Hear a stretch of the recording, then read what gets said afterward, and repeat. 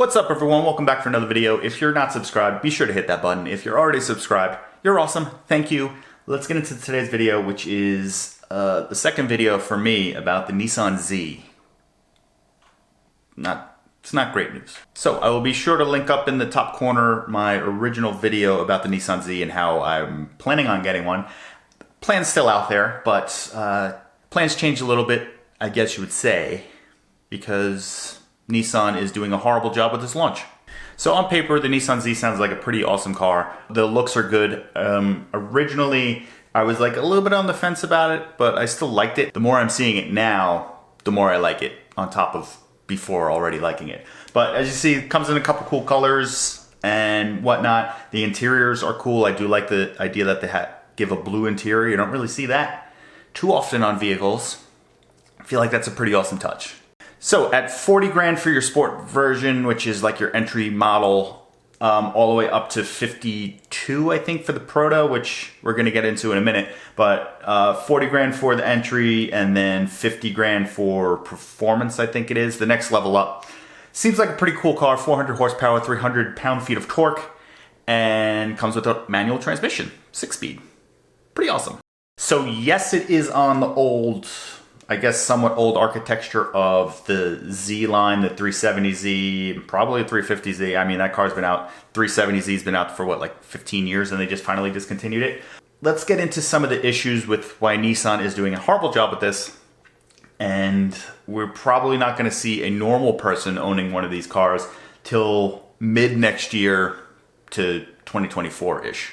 So one of the issues right out of the gate, well, I guess it's not really an issue, it's kind of like a cool touch for it if you're one of these people, but they're making 240 of the proto version, which is the yellow one with the yellow stitched interior thing. They're making 240 of these, well, just for the US. I'm only talking about the US. I don't know about the rest of the world.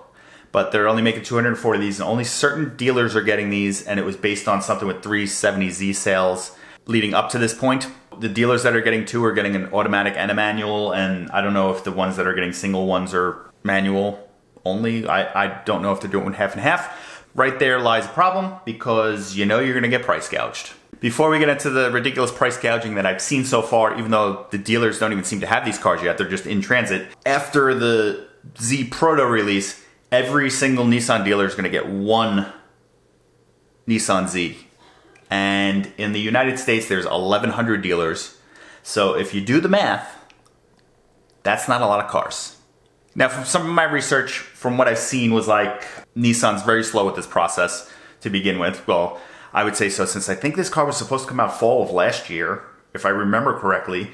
So it hasn't really been any cars sold on the lower 48 states, or whatever you want to call it. But from what I've seen, there's one was sold, I think, in Puerto Rico, and then there's a couple for sale in Guam, I believe that's where it was. But anyway, the ones in America, the ones on the continent of US haven't been in the dealers yet, and they're already marking them up and whatnot, and they don't even know when they're getting their cars. From what I've seen is Nissan is horrible at this, and they're even slower with the second batch of stuff. So the 240 Z Protos are gonna go out, and we're in August, probably pushing September before they make all the dealerships.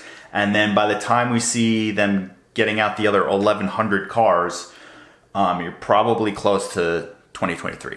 So now that we got that out of the way with the amount of cars that they're doing, which is a horrible job, Nissan, step up your game. Took a couple screenshots of stuff I remembered of other car manufacturers getting more cars out, given the current global situation. And even though some of these other companies use the excuse of supply chain issues and whatnot, they got more cars out. So let's just look quick. The 370Z, when it first got released, they sold 27,000 of them the first year, which I understand that's 2005, long time ago, different things.